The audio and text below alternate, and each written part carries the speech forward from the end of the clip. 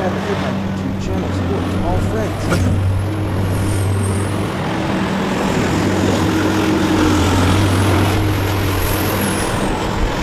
This time in the vlog, we are showing you Excavator Construction's Cat 6018, arguably one of the more rare machines in the mining world. There weren't too many of these made. Cat claims that they delivered over 190 of these machines worldwide, but here one sits in central Saskatchewan, Saskatoon to be precise, in KPCL's yard waiting for its next big dirt assignment. So we're going to take you through some of the specs of the machine and then hopefully we're going to get to run it too.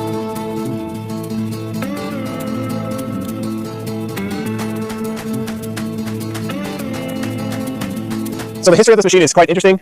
This started off as a Terex machine. So in 1998, 1997, around then, Terex purchased O&K, a German manufacturer of mining equipment. Later on, roughly around 2010, Terex was purchased by Bucyrus International, which is just Bucyrus Erie. And then later, not too long after, Caterpillar announced that they're going to acquire Bucyrus International's mining lineup. So they purchased the mining shovel line from Bucyrus International, which was the old O&K, which was the Terex, which was Bucyrus, and then now Caterpillar. So the 6018 was originally the RH90, built by O&K. So it was the O&K RH90. And then when Cat acquired it, they rebranded it to the 6018. So kind of an interesting history. These machines were built in Dortmund, Germany. The first machine to come off the assembly line after Caterpillar acquired Bucyrus was a 6030. So the Cat 6030 went to a Finland contractor, which was mining phosphate, and the 6030 was the old RH120. But as soon as Caterpillar acquired Bucyrus, they put the Cat logos and everything on everything. But as you can tell, as you walk around this machine today, you can see a lot of the legacy product from the O&K, the Terex, the Bucyrus days in the cab around the machine.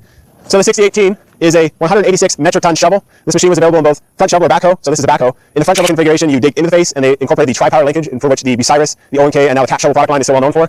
So the 6018 was a result of Caterpillar marrying Bucyrus International and birthing this thing. It's kind of one of the more rare machines. As I mentioned, Caterpillar claims they've delivered over 190 of them worldwide in both backhoe and front shovel. Interestingly enough, this machine was also available in a AC configuration, so electric tethered, and this one is a diesel, but they had two options for it.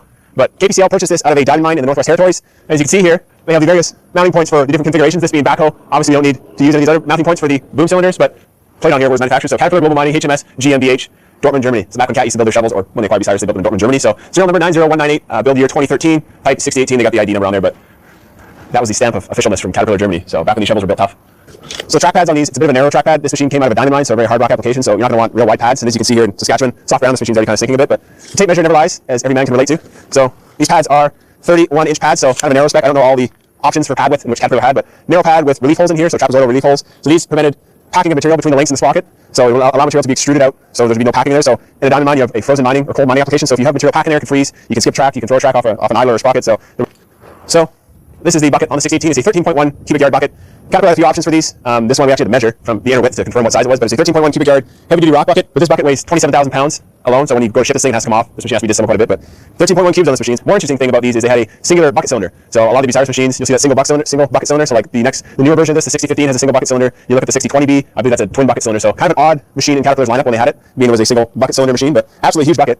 As my good friend Alex would say, this is almost big enough to live in. I'm not going to step in here because there's a small lake from some of the rain they've had in Saskatchewan, but so since it's a mining shovel, comes with its own ladder. That's how you know it's a big machine. But climb all the way up here. This is the first landing. You get your engine bay, which I'll look at. Then you're up to the second landing, which is your cab, and that is the most identifiable trait of a Bucyrus or Terex or O&K shovel is the huge cab with all the glass. A little ways up here now. Beautiful morning here in Saskatchewan. Be looking at the 6018, but going the cab, this is a very iconic, identifiable trait of Bucyrus shovels. So you jump in the cab here. So Terex, O&K, Bucyrus, whatever had this kind of pillar design where all your controller hosted. Cat has since changed that to the next gen shovel, so now everything is kind of over here and along the operator's where your arms would be here. So everything's touchscreen. They've changed some of the glass in the floor and they've redesigned the cab. But this is what Caterpillar calls their legacy cab in the new shovels. But this is truly a Bucyrus machine. So you've got all your controls here for your twin engine. You've got engine left hand side, engine right hand side. You've got all of your lights down there. Some of your critical gauges here. I actually don't know what that is. I'm not sure. We might find out when we run it. But this is what the operator would see in the cab. So you've got lots of glass around here. It's kind of pretty similar to any other excavator travel pedals. Pretty good visibility in these machines. This is it. You can kind of almost set up in here too.